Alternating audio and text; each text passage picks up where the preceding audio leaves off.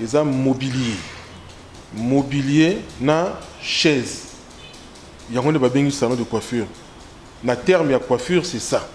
Voilà. Oh, biloko bano ba kotanga ba point 1000 francs. Non, on est dans un salon de coiffure. Ils ont un hangar basali.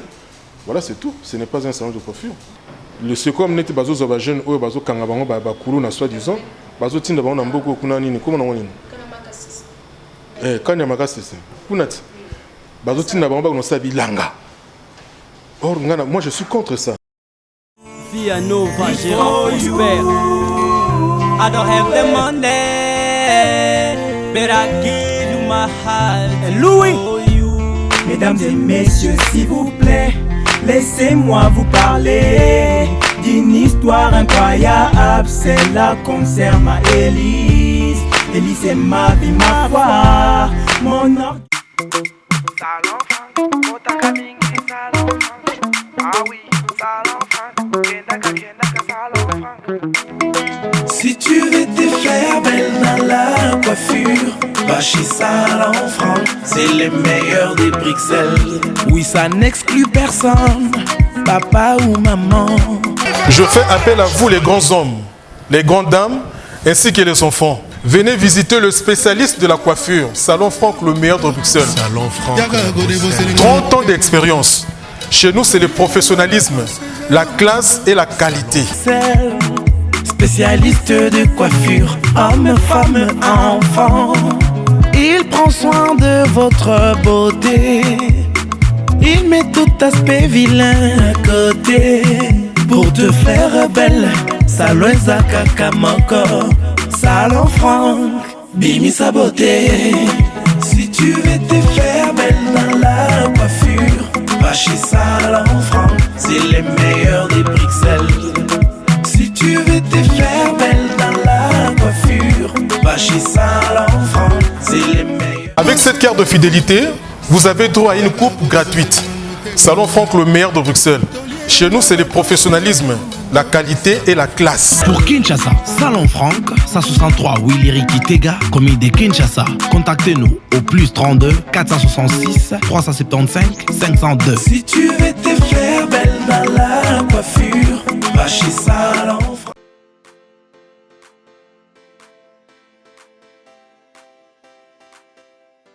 Avez-vous besoin d'acheter ou de vendre une pièce de voiture à 2 pas de chez vous, dans votre pays ou dans le pays voisin?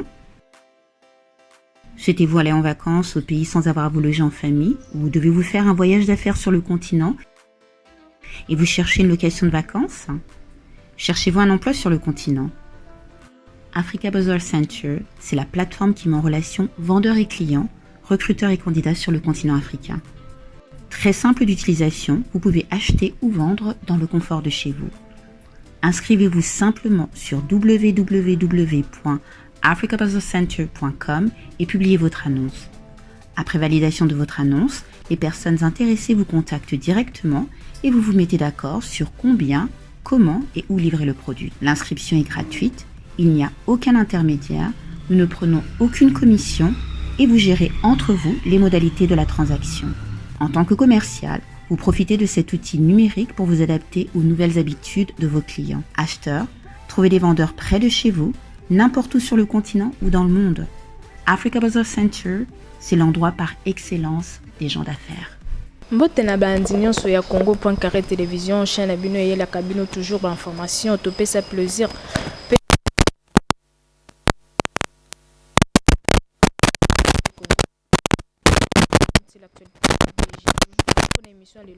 Bongo na Salon Franck azali responsable ya Salon Franck. Salon Franck est un salon mon autre ko betali sur le soloté parce que muto nyonso ya vanda na ki muto nyonso vanda azana ba information yebu qui Salon Franck et Salon Franck eza histoire moko mulayo to kozongela lisusu te ma lelo pona émission lelo to ko beta lisolo ya coiffure poto yeba parce que dernièrement to monique musala ngo ekotima mbutu mo ebele yango tonto yeba elo nini ba qualité nini yango munana ko benga ma coiffeur nana ko benga ma coiffeur te po benga ma coiffeur elo nini ekoki ko sala mais à part ça pe to ko beta moi lisolo muke na suka parce que makambo ezoleka na RD Congo ye ezosenga mutu nyonso apesa avis na ye, mutu nyonso apesa opinion na ye, mutu nyonso ameka mpe koloba ma réflexion na ye pona makanisi wana ekosunga na élévation pe ne bonne évolution ya mboka. Sans plus tarder, je m'en vais dire bonjour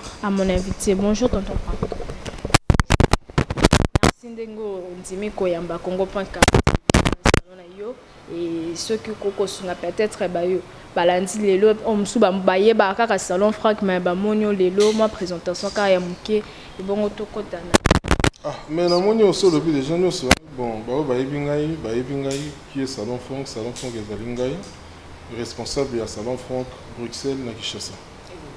Mon salon Franck 30 ans d'expérience mais tout le monde a monsieur ezali difficulté monsieur ezali pasi comme na mboka ba jeune ebele ba mipesi na bango na coiffure mususu eza nango atanga na ye aza na diplôme na ye mais tellement que musala ezate ayeba banda ko kata ne mwa basuki na coin habiter atete mwa mesa na ye atete ntango mona ka bongo réaction de deux côtés na situation pe ya mboka nde misala ezate bon, na situation ya coiffure.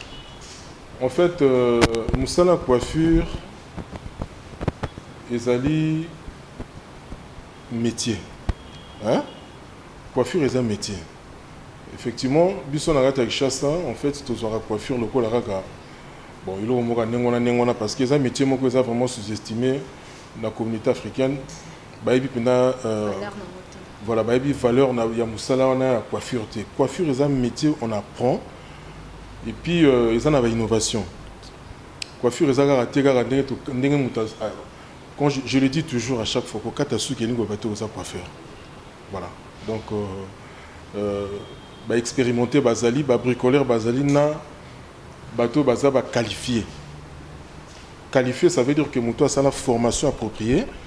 Oui, azo posséder effectivement documents où il y a coiffure. Où tu bengi yango certificat de coiffure. Et puis, na kati ya coiffure. Ils allaient dans le service et la spécialité belé.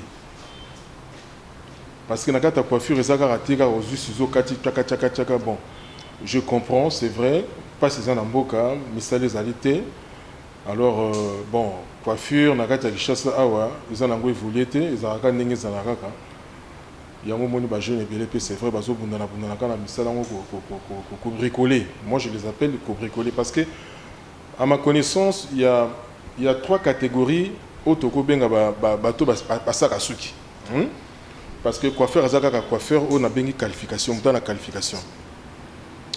Bato ba bricoleur eza bato ba katara suki yo yebi ba kanga ba suki na bango na nzela na moi CNZT, moi miroir, moi bonaboy.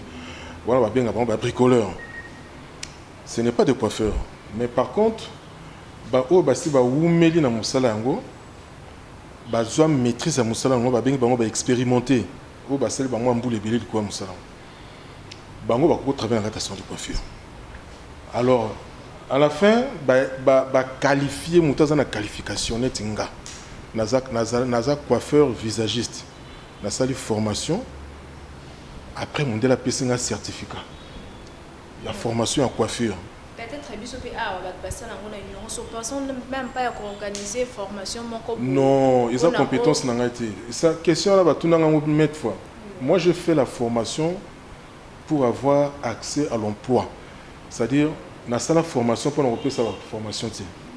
On a compétence na ngati. Pour na pesa sa formation, il faut ngapena aux sous formation. Mais quand na expérience mais non, je ne peux pas le faire. Ils allaient fraude. Et puis ils ont la propriété. C'est comme un professeur. Mon professeur, ça peut sa cours. Ils ont compétence, ils ont prof. Ils ont un enseignant qui est à l'université peut sa courter. D'accord? Ah, donc, ils ont la catégorie. Ceux qui ont vu, bon, ils font la formation à Kinshasa. Qu'est-ce qu'il faut faire? Na zongi, na formation pour qu'on appelle ça bateau, formation. Vous avez au symbole ici quand madame. Donc ce n'est pas bon on a un salon fond boutique na sala centre na formation le quoi comme bana conseil moi tous les permettre et si quand on a zali mais nazo expliquer sikoyo en réalité parce que na conscience na ngai moko na kozapi kimiate pour combien yebana na sala centre de formation bongo ti ce n'est pas bien. Il y a un monument bas centre de formation ils belé tondi meke na kata Kinshasa awa eza malonga te pourquoi parce que bazopesa bato bacours moko baformation moko inappropriée mais okomona bana na fin de compte bazozala na badiplôme moko na badistinction mais coiffure ezali école mobimba coiffure eza na innovation mais okomona moto auti formation na centre moko songolo pakala na ntango akombo te asali mpe distinction bapesi brevet ndenge olobi voilà sikoyo ntango ya koya osaka mosala nini oyo nasali formation coiffure nga kenge nakenda mosika te natunaka spécialité nini oyo osali na coiffure nasalaka soin de visage maquillage pédicure atangi nyonso oyo na kati kuna badi eza rien na babranche ya ndenge moko te coiffure ezali coiffure c'est les cheveux suki na kati ya coiffure il y a aussi des spécialités oyo baspécialiste oyo basala mosala babenga bateinturier ye mosani kaka atiaka color bacoloriste kotia bateinture na mutu mosala ye asalaka na coiffure yango wana mais quand il s'agit ya makambo etali pédicure manucure soin de visage ça n'a rien à voir avec la coiffure wana babenga yango sikoyo soin beauté alors moto ake kosala spécialité ya coiffure bokamati baservice meke bopesi ye ce n'est pas moto nyonso to akoki maîtriser 5 spécialités non non non non même ata soki na médecine basalaka spécialité ezalaka moko alors voilà pourquoi na lemba koloba likambo wana bacentre ya formation nyonso eza na kati ya Kinshasa ya malonga eza te nalobi yango j'assume nalobi yango ya malonga eza te voilà peut-être ozozelaka yo osalaka alors question de bazelaka nga ndenge nini ngai nazalaki na projet wana mais vous savez genre ya démarche à bongo esengaka il faut collaboration na l'état ngai je ne suis qu'un simple individu nakoki koexercer baactivité ndenge wana te sans pour autant parce que c'est toute une école oyo koki kopesa bato baformation centre ya formation et tout donc ça demande il faut en fait voilà soutien il y a l'état et puis financement ça on a besoin et puis justement pour encadrer réellement les jeunes parce que la formation quoi appropriée au ce qui a bimi lobby voilà a commis maître coiffeur c'est ça. Est-ce que les conditions physiques pèsent obligatoire pour faire la condition physique madame est-ce que c'est obligatoire pour la coiffeur mutu aza na condition physique ndenge nini donc aza la bonne santé tout kolongono mais effectivement parce que totel maka musala banda tongo tipo kwati ngana bani musala o bambula boni e banaka na banda ko banongole msusu mona na tongo buté to komi 22h 23h na ko banongole msusu 9h du matin tiba 23h na bil maladie belé makolo passe hémorroïde mo Congo maboko tout ça parce que la salle est exagérée voilà pourquoi na kata azo subité na tika donc na comme superviseur. Alors c'est vrai, il faut dans la physique elle bien, aux apte, pour ça musala au téléma. Au go bandango banatongo be titi pour que soza apte au salaté hein. Depuis au comment superviseur, déjà face à la face d'un client moi insatisfait que non, bakati ndenge ngaki makata. Wana za avec des choses ça va client bazara bipali. Au moins ba client mon soir oya si on a une humeur bien accueilli, si on n'a pas une humeur bien, c'est compliqué quoi faire. Nous aussi on a vécu ça. Ça dépend en fait. C'est vrai, ça arrive aussi quoi faire à rater finition et que le client passe ses pénalités. Ça je le dis sincèrement. Il y a quand même. Ça peut être les cas et ça bon. Et le salon français, mon avocat na musique, mon amoni, attends na posa quotas à bénéficier na service na bino. Parce que apparemment ils ont la catégorie sociale non c'est faux tarif le salon est accessible à tout le monde catégorie nyonso to comment na vite na porte na sauter comme moto boya sengela kota non c'est un lieu public ils essaient comme moto nyonso ko ya soka linga sepela osa musana yesu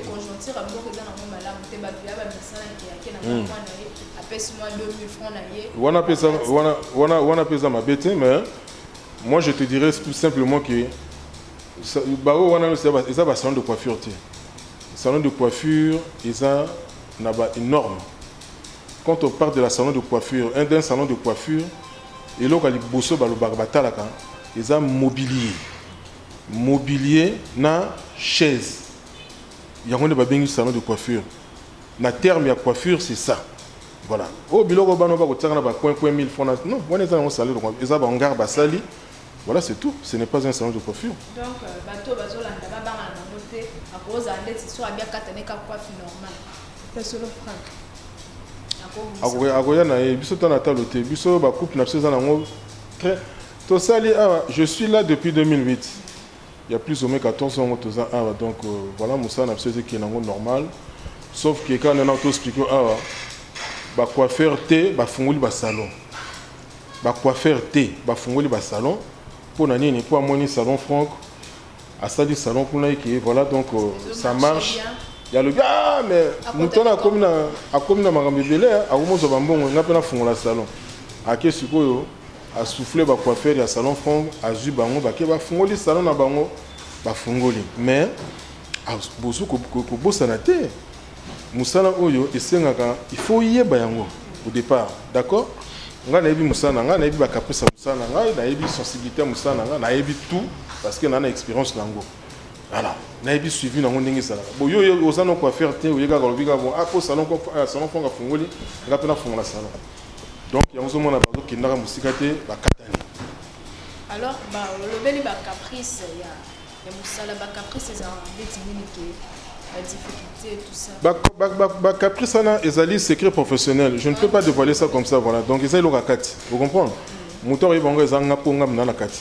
Mais muto yebi ngote bah où me l'a été au katana. Voilà. Quel critère il y a choix au salaire des critères à choisir à la ligne pour engager.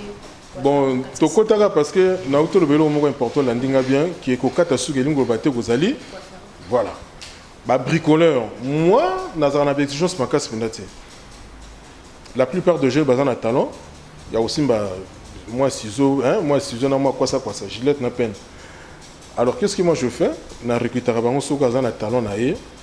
Na la kisi kaka démarrage na finition ndenge tozalaka ndenge na système so ndenge ezalaka awa et c'est tout. Donc amélioration on a baccès sur un plus même ata longi pa nanga ki pa mosusu. Tant comme ma système dans quelque part ba mona kaka non il est différent parce que la plupart ba salons dans ta kinya mingi ba coiffure à salon franc est belé. Et diminuer avec clientèle.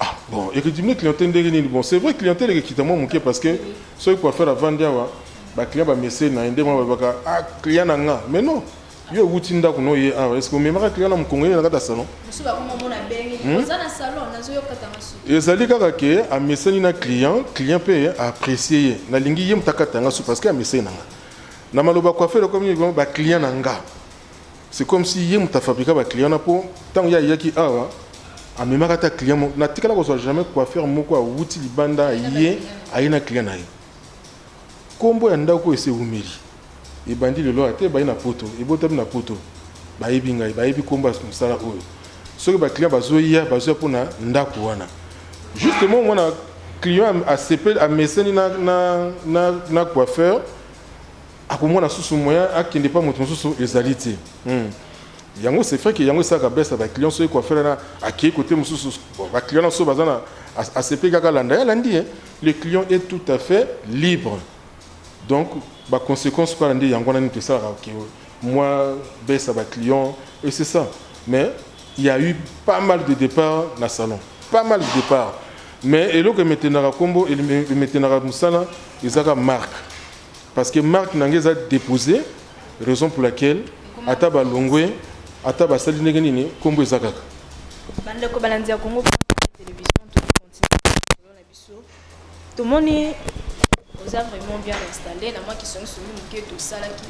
Est-ce que au Vandi Samaka na salon to au sala au kotana ba faire mususu. Ah mais yo comment côté ce qu'on est comme moi vie privée dans la carte moi on a mis ça on bande des atteint. Non parce que so na taka rappeler musu moi ndunda moi nini kasi côté kuna na bana mabukuti. Teka moi ndunda. Moi ndunda na teka moi. Parce que ba musu bo kanzaka musu salon.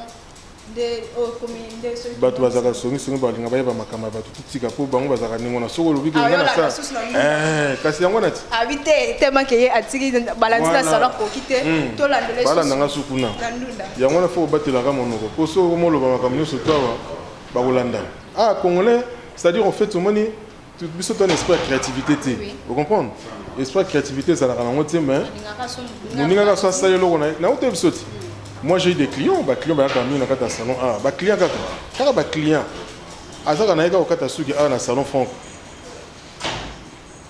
Ah kana o kata suki na salon franco. Sikoyo azotala tala ngai, azotala tala ba boulot na ngai, azotala tala structure na ngai. Abi ah mais na koki po sape loko neti yete kaka. Mais azobosa na ki avant que ça la moutouana, il se passe quelque chose. Il se passe toujours quelque chose. Pour nga naza un nako comme ngangate, nako comme avocat, nako comme mécanicien. Musala nga na yoki na nga na na vie na ngai, nzamba pesa nga za musala la coiffure.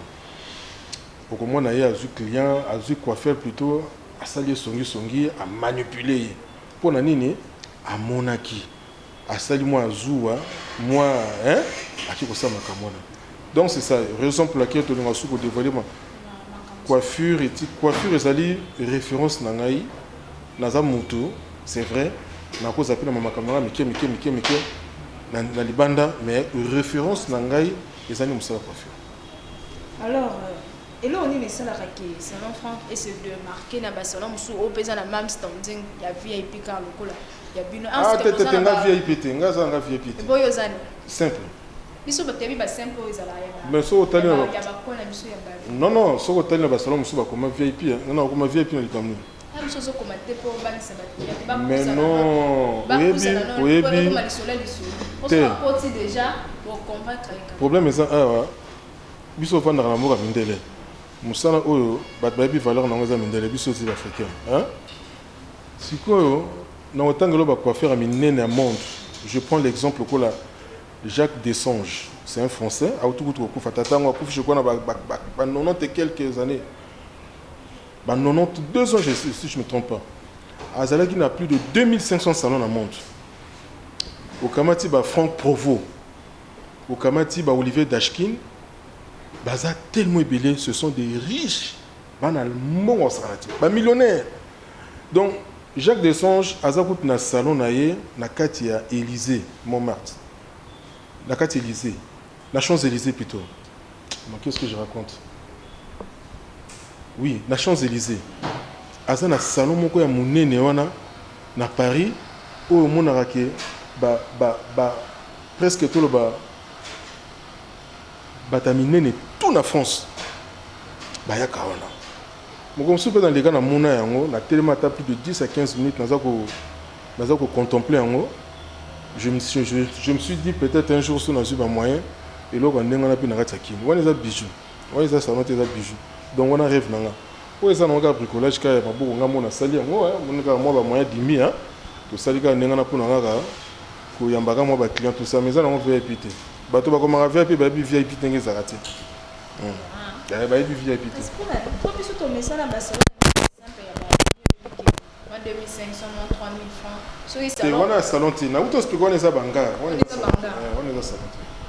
D'accord, tout côté mais quand on peut évoluer dans le sol, bien sûr que toujours vendre beaucoup plus dans le salon et salon coiffure mais salon franco ça monte autant plusieurs opportunités pour kata ba kondimingi na salon ya coiffure ils ont mon appel évolution ya mboka ndenge ezokende lelo.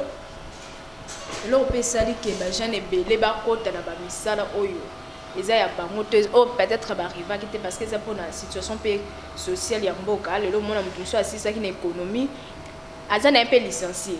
Yo wana na suka bundi monité aba tellement kaye kola ko kata suki abino abanda to kata suki. Musu pasi ça na ye na musala mususu. Mais tellement que simbité azui abando sane moi cop na mususu essentiel et ko tela ki kambongo lo peso ça la cause. Il y a bon parce que misala pe na Congo ezate. Alors moi analyse nini qui ko ko sala na situation sociale ya mboka. Ah maman, motula nanga habité mais on est à responsabilité à l'état tout simplement. Responsabilité à l'état, l'état a la responsabilité ya mboka na mobimba. Quand on parle sur le plan social, lui surtout on a sur un simple individu, ça c'est on est la responsabilité de l'État. L'État n'a mise en place pour que voilà donc a changé vie sociale. Mais vie sociale on va changer en lobby. Pas sûr que beaucoup. Peut-être pour ça, moi, il connaît parce que les caractères, mon a mais je sais, mais je. On a écouté ça, et ça, il a expliqué, et ça, il a écouté le ballon, toujours, tous les jours, pas si nous allons, hein. Donc, d'abord, tout ça, sur le plan social, dans le Congo, ça n'existe pas. Et ça, inexistant. D'abord, il y a des choses qui lient dans le Congo, et ça, problème. Dans tout le pays africain, Congo, comme dans un problème, il y a des problèmes. Bamboka mususu kutu baza na mesure na biso te kolia bayebi yango te mais biso kaka awa wa tomona kaka kolia c'est-à-dire eloko ya liboso na mokili ezali kolia ya mibale ezali soin abuo pia kolia na soin kolata ya problème te okola tona ta couper ma dofolo mais so les bien rempli oza tranquille d'accord alors na mondele alonga esika wana eza ba pays Afrique mosusu pe balonga pe sika wana yango likambozo bananga makambo etali plan sur le plan social.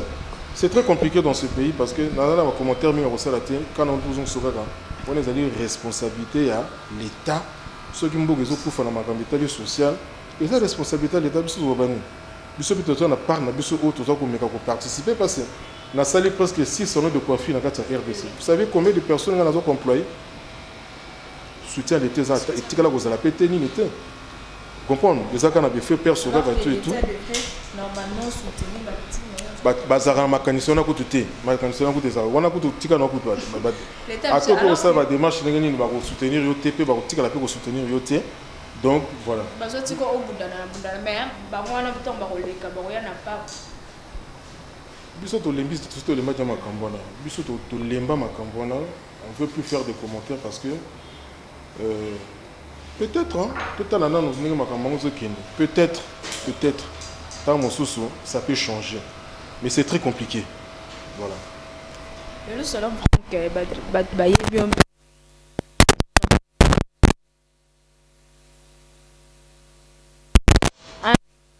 Dans la politique, on a apporté peut-être en plus. Politique, on a la politique. Et on compte officiellement que non, au tapé moi changement mon qui est porte en plus moi changement politique ils ont un problème té politique ils ont un problème té bolingonde l'équipe politique parce que nous avons vu des pays développer le cas pays net nga na Belgique politique de développer mbokana ils ont bolingo tu peux être un illettré mais ce qu'on a na bolingo il y a que sika et sika n'est que bonga d'accord côté la classe tout au la licencié droit ça n'a rien à voir bolingonde muto et changeaka et sika net sika on a un environnement son aligné en moté na ko négliger ngo hein kaka ba client bazoya awa ba bana sala commentaire ah mais ndengani ni salon comme salité boy ah mais ndengani mais boy ça me se font casiter pourquoi parce qu'il y a une négligence. D'accord? Mais ce qui est bolingo ezali à solo sincèrement et qui na linga rappeler lo ngai qu'est-ce qui va se passer na ko tenir en forme na soin. Vous comprenez? Na ko soin pendant na soin surtout. Mais ceux qui na lingi na ngote tout est bon nazana déconsidération te hein ko soin vraiment donc egezana kaka bongo kaka donc et ça la makane donc au bon samboko ils ont une classité ils ont qui titre honorifique ils ont kaka parce que ba président belé ba tangate ba bongsa bamboka na bango kona ndate ba to ba tanga ba ministre ba professeur tout ça c'est zéro biso to va na kata bamboka mindelo ngona ba mindele belé ba tangate mais mona ninga bazo bongsa mboka na bango o biso to zo lula ngoli vous comprenez donc là on a un soka ngwana ko bongsa mboka ezali kotanga te ko bongsa mboka ezali ba titre honorifique te ko bongsa mboka ezali bolingo voilà donc parlant on peut compter que ceux qui opportunité mon retour pour monique quelque part que au PSM ko envisager pour faire partie d'un mais ça va venir on ne sait pas na yebi na ngate ko soki pe na projet wana na yebi na ngate pour vivre dans ma caméra, nous voyons comment ceux que les gens travaillent. Tout le monde va ça, mais ça. Tout ça, tu as la négative, nous savons que c'est tambour. Donc ceux qui ont au monde bato lelo oyo la plupart des personnes, voilà. Donc ce que je voulais dire c'est ceci. Peut-être lobby nzamba ko toucher mon thème na ngai pe na hebité. Peut-être pe na koki ko changer l'ikanisi na hebité. Donc le sont des choses voilà tout à la ndenge nature ça makamna. Et tu espères que na katomo mokin na outil ko créer structure moko boye comme on a un MEJEC, mouvement de jeunes émergents pour le changement. Donc ils ont structure moko to sali yango, ils ont pour le développement sur la jeune pour la jeunesse, jeune au bazar jeune au bazar ko entreprendre au bazar ko émerger, jeune au bazar na ba projet na kati. Ils ont la politique, ils ont la sociale, ils ont l'économie, il y a tout. Donc, tout ça pour préparer un malin, le temps de revenir, il ne peut pas y avoir un idée de tout ça, on a quatre parce que tout mes capés aux hommes, c'est là mon goût yassika. Après la 2023, personne si maintenant l'élection au Zoya. Problème est problème est ça dans mon pété. Problème est tous les Congolais tout à fait libres. Il y a ça la ONU soit lingi. Voilà. Ce que nous ça la politique, il est. Attends, nous avons ça la politique. Il est libre. L'essentiel à Koksaka bani ce que Kokami. Et si la salite, bon côté. Donc c'est un peu ça. Tous on a un peu le solo, tellement qu'on continue de solo, street, de solo, bachan. Mon conseil, nous avons coupé ça, bachan, au lolo, baza peut-être. Bazo persévérer, parce que l'opézo, bon, ma biso, bachan, tolingi pressé un peu trop. Au moins, la tangi classe à Silici, mais tellement que les bandes le début a toujours été difficile. Pour na vendre dans mon sala wana monité, côté moninga sala qui boye et avancer, si kana banda non nous na côté wana peut-être ngapé na ko évoluer. Bon, c'est vrai qu'aujourd'hui jeune, la plupart c'est vrai jeune oyo bazaka pressé, c'est parce que ils n'ont pas encore compris en fait. Dans la vie, il faut jamais être pressé. Bilo amokiliza biso te to tika. Bilo ko c'est important que bilo lino lingi na vie. Ko ça la structure na yo moko de façon que au fonctionner correctement et puis aux ala sincère, aux eloko moko kaka oyo kozala oyo ko sala ngo. Vous comprenez? Exacté que ce qui ne ça là touche à tout, cela pose problème. Donc moi je pense que jeune bas à la précité, salara misana ba onde ba sala, ceux qui assistent à la classe, c'est vrai que c'est très compliqué pour nous musala na beaucoup surtout ceux jeunes azu ba diplôme na ye, musala les arana penza pété et comme il faut moi ba match, moi ba relation et tout. Voilà. So azana on pété à la lit. À la lit, mais biso na poto kuna za soki moi na zo si ça tant ka zo silisa automatique. Donc c'est un peu ça. Voilà pourquoi tout ça on déplorer quand on a la situation pour qu'on a le gouvernement on a vu et tout. Il faut pas avoir responsabilité na ba changer maramba sika. Yango moni loko ngana to psao. Structure to sali MEJEC. Ils ont makambi belé na kati. Ça va changer beaucoup de choses. Et puis tout ça ils ont ba congolais, il y a aussi des Belges où ba baza ko s'impliquer pe na kati ya projet wana. Donc tout ça na tout na kati. Alors, tout ça dans la période de démarche aussi la surtout administrative, une fois que Sili to lancer officiellement, c'est là où tu commences à activité na biso. Nasa coordonnateur effectivement, mais nasa ba collaborateur aminé na makasi. MEJEC ezali structure moko auto sali pour na ko aider jeunesse ba s'impliquer na makambo ya mboka. Non seulement comprendre en charge mais ko s'impliquer. Ça dit kota na makamamboka penza. Qu'est-ce que ça veut dire kota na makamamboka? Parce que la plupart sur au moins dans le secteur nous surtout yamboka sur le plan administratif et bonabou tout ça, on remarquer qu'il y a que de vieux au bani kolongwate, il y a que de vieux au dans la politique ba komboka yo yebi, ba directeur ba komboka yo yebi, ba bisika nyonso. Ba jeune au moins na batikala na musala nini lingondo, so lingondo te phénomène wewa, so phénomène wewa te phénomène kuluna, sauf phénomène kuluna, il y a tant de choses oyo ba jeune baza délaissé. Or, ce que tu bien ba jeune on appelle la plupart ba jeune on appelle baza bato ba tangi classe, baza pe na moi ba papier na bango. le secom neti bazo za ba jeune oyo bazo kanga bango ba kulu na soi-disant bazo tinda bango na mboko kuna nini comment na nini kanya makasi c'est kunati bazo tinda bango ba no sabilanga. Or moi je suis contre ça. Tout nanga pourquoi? Parce que soko kangi jeune a outi net na bolo ko tota sali mabe bo PC discipline, il faut réinsertion. Il faut se prendre en charge, c'est-à-dire au tourner loko nini ya lingia sala. O bazo tina mamba no sabilanga kuna loko corvée. Ya loko bazaka azanga c'est-à-dire bazo PC kaka azaka na kata ba discipliner kaka. Azaka toujours non. Olandinga ite na lobino boye. Ezali mabete bazo bango batinda bango ba no sala musala bilanga. Mais musala bilanga ngo peut tali bien. Et ça vraiment kaka bricolage, et ça professionnalité. Parce que bilanga vraiment ils allaient venir battre la classe. Basu formation te basu bon on a absolument corvée, c'est-à-dire le comme involonté, la contre-volonté na yo allez, katamati tout ça là et tout ça. Donc c'est ça. Or na kasa ba jeune na so bo kangi bango bo pesi tumbo, bo tunye suko bo yo lingto salon nino lingi nini. Et puis so tuni ba jeune na la plupart on passe na kata ba ça ba kata ba ça bilanga na kuna, ba ça la pour ba pesi bango tumbo. Et ça volonté na bango ti. Vous comprenez? Alors, il y a un moment, un jour, il va kima à se replonger sous la même situation. Bakoulou na tout ça, ce n'est pas des ezali kaka ba circonstances il y a social ni moto et sali bangondi ngwana. Mais ce que tali bien, ce n'est pas des méchants. Ce n'est pas des enfants méchants.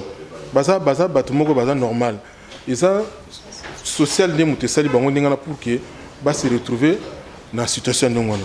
Vous comprenez? Alors, bana wana ceux qui bazu bango ba encadrer bango et qui ba pesi bango vraiment, c'est-à-dire que ba tuni bango pour ça na bango zali nil. Oyo kana katukuna électricien ko bima, oyo kana katukuna maçon ko bima, oyo kana katukuna nani na ye. Et puis soka sali yango okomona akotika bozoba na ye wana akosa nini atika na musana na ye. D'accord? Donc c'est un peu ça. Pour nangai yango moni structure auto ça la mejek wana et ko changer makambo ebele. To ko aider ba jeune ebele, to ko aider pena batu oyo baza vraiment na posa tout ça la moi changement hein. Moi changement makambo mboka na biso. C'est un peu ça en fait. Monsieur Franck to de pratique. Parce que c'est rebimé belé to yebi musu pezala parce que eloko ndenge comment comptez-vous faire pour réaliser, pour concrétiser le projet de mais le projet n'a pas été expliqué. Au moins, nous avons soutenu un organisme en Belgique comme un art et métier. Art et métier, on a des jeunes et des gens mais ça, ils ont tout. Le secteur, on a pour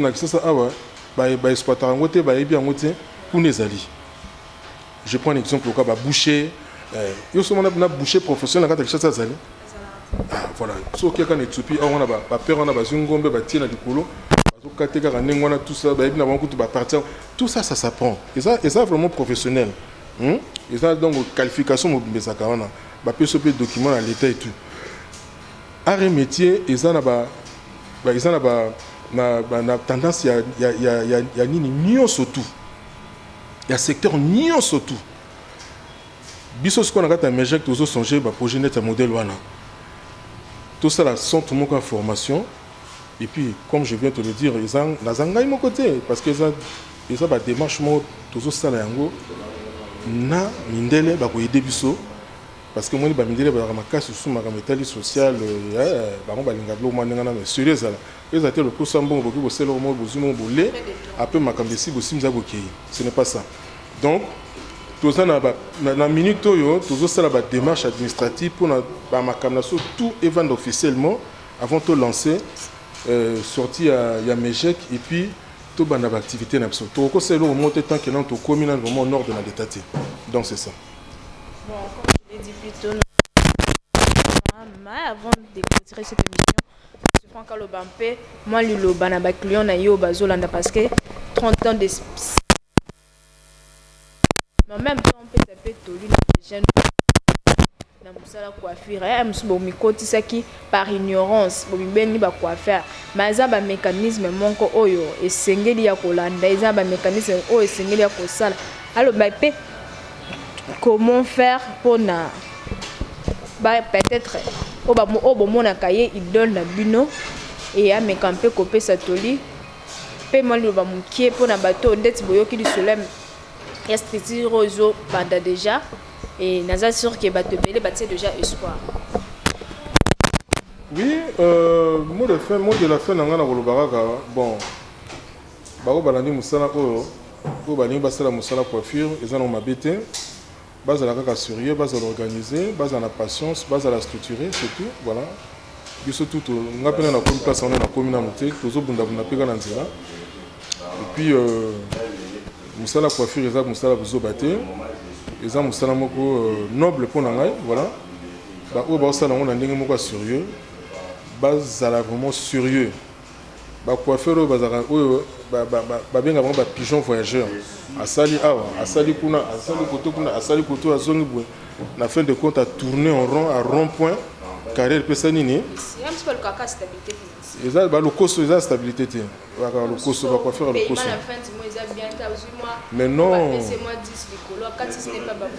bazali batondaka te un bon coiffeur aza moto asalaka carrière avant de sika moko aosa musana ye un bon coiffeur zani mona asali marque na kombo na sika moko mais so moni ba coiffeur batambola atondi te azolia mazotonda te vous comprenez donc ba coiffeur a lokoso conseil ça na ba coiffeur wana ba changer comportement base à la fidèle na ba patron na bango base à la peu sincère ba tika banga ma pesa ba client ba numéro ba no katara ba suki na bandako et puis coiffeur il toujours propre akataka suki na ye chemise ezala bien alumba sola bien azala propre parce que tozala musa to sala ezala na contact na ba client so coiffeur azobima nzoto solo ba peka solo munoko solo ça dérange les clients il faut coiffeur azala propre azala bien azala toujours propre et ça pena ngona pour ceux qui te okozala désagréable pas client et puis client sani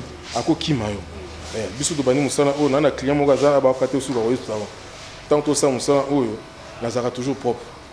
Donc, si on a un client peut se sentir qu'il est tranquille.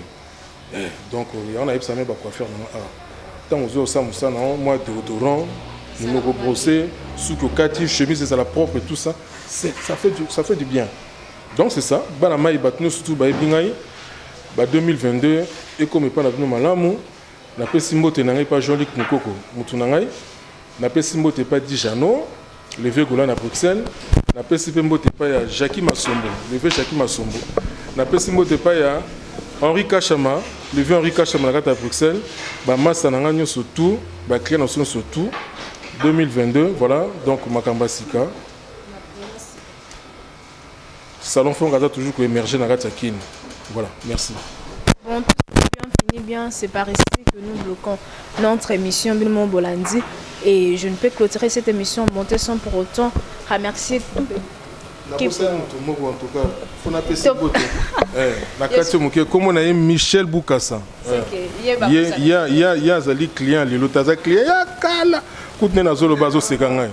Azo seka ayebi. Ayebi. Azo carte à fidélité. Alors on a besoin de pour les hommes kolonda. Donc Michel Boukassa, ça c'est vraiment un frère, c'est un client, c'est Ayebi Banda Salon Franck et Banda, voilà. D'accord, et on se retrouve très prochainement.